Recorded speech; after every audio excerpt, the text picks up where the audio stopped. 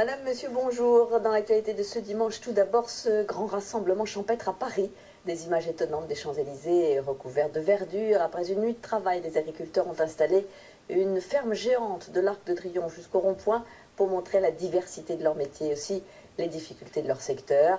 Et les Parisiens étaient très nombreux ce matin, comme l'ont constaté Fabrice Collaro et Julien Deniel. Ah oui, vous pouvez le voir derrière moi, Claire, il y a énormément de monde ici sur les Champs-Élysées. Écoutez, les organisateurs ont même dû ouvrir le site plus tôt que prévu ce matin, tant les gens se pressaient sur les barrières. Et on attend environ 2 millions de personnes d'ici demain soir. Alors, 20 ans après la grande moisson, les jeunes agriculteurs ont donc renouvelé une opération qui visiblement séduit les Parisiens, avec cette fois sur la plus belle avenue du monde, une cinquantaine de cultures différentes, soit près de 80% du territoire français représenté. Bonjour, merci. Les Parisiens, les habitants de l'Île-de-France et les nombreux touristes de passage ont découvert ce matin les Champs-Élysées comme ils ne les ont jamais vus. 20 ans après la Grande Moisson, la plus belle avenue de France a été transformée par le metteur en scène Gadvel et par les jeunes agriculteurs en un immense jardin. Sur une longueur de 1,2 km, 8000 parcelles ont été installées sur cet immense plateau végétal de 3 hectares, entre le rond-point des Champs-Élysées et l'Arc de Triomphe. Avec plus de 150 essences agricoles et arboricoles, c'est même une petite forêt qui a ainsi pu être constituée.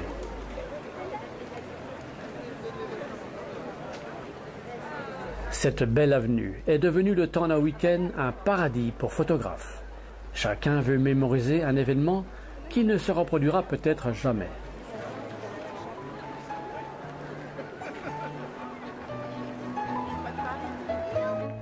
C'est aussi le prétexte pour une belle sortie familiale et gratuite avec les enfants.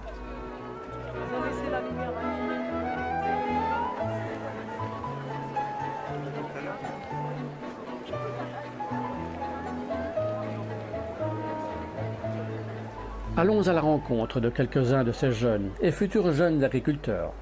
On essaie de promouvoir le secteur du bois. On est étudiant à l'école supérieure du bois à Nantes. À Nantes ? Ouais. Vous êtes venu pour l'occasion, là, pour le week-end ? Ouais, et puis pour financer un projet aussi. C'est replanter des arbres près de Nantes. Replanter une forêt près de Nantes, ouais. C'est une forêt qui a été un peu touchée par la tempête Xynthia. Ah ouais. Et du coup, c'est l'école qui a négocié un terrain et qui va replanter, mais nous on ne sait pas vraiment encore où c'est. On va aller les aider, mais... Vous ne savez pas quand encore ? Non, pas encore. Alors qu'est-ce que c'est, madame ? C'est du sel, je pense. Ah, vous pensez, oui ? Je pense. Il faut goûter pour ça. C'est du sel, hein ? Du vrai, celui-là. Bien sel.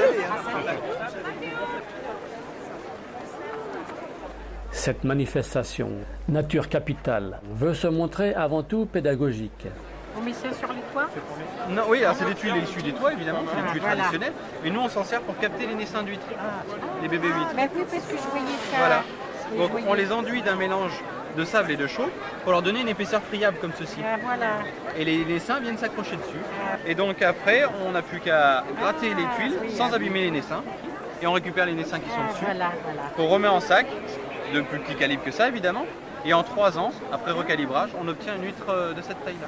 Et les gens sont au rendez-vous, et même pour un week-end où on pourrait dire que les gens sont partis, les gens sont là et ils sont intéressés. Et c'est quand même quelque chose, des Champs-Élysées fermés avec autant de verdure.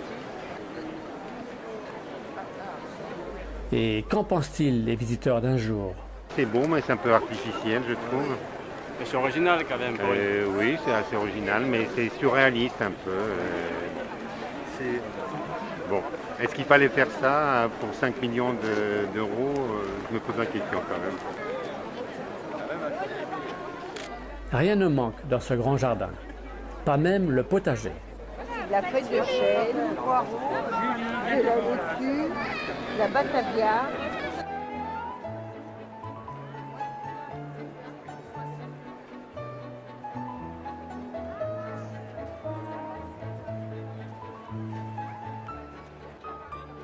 Les animaux ne sont pas les oubliés de l'opération, même s'ils sont peu nombreux. L'objectif pour les jeunes agriculteurs étant de présenter des spécimens peu connus. Pourquoi sont-ils venus, les Franciliens? Les Franciliens sont très curieux, mais tout ça ils l'ont vu en principe, ils ont des jardins, il y a des champs autour, mais de voir les Champs-Élysées sans gaz et puis pouvoir circuler tranquillement, c'est sympathique. On ne loupe pas que ce soit les chemins de fer, les locomotives ou la boisson, on aime bien voir les Champs-Élysées, disons, aux piétons. Mais il y a beaucoup d'enfants qui ont quand même vu des vaches, des chèvres, et puis le soleil surtout. Et puis de dire, on revient un petit peu à la nature, à la culture bio, je ne sais pas, ça c'est autre chose. Mais ça laisse un peu espérer qu'on va calmer un peu l'automobile, le pétrole, et puis ne plus parler de pétrole. Tiens, on ne parle pas de suite de pétrole, là, c'est bien. Nature Capitale a vocation à parcourir le monde pour faire de la ville un acteur majeur de la sensibilisation des populations à la nature. Le message des jeunes agriculteurs avec cette vaste opération de communication est de rétablir un lien avec le citoyen sur ce qu'est réellement le métier d'agriculteur et sur ce que souhaite le consommateur. Et dans le même temps, ils espèrent délivrer un message positif pour ne pas décourager les vocations, alors que le secteur agricole est en plein désarroi. À tous ces jeunes et futurs jeunes agriculteurs, nous ne pouvons que leur souhaiter bon vent.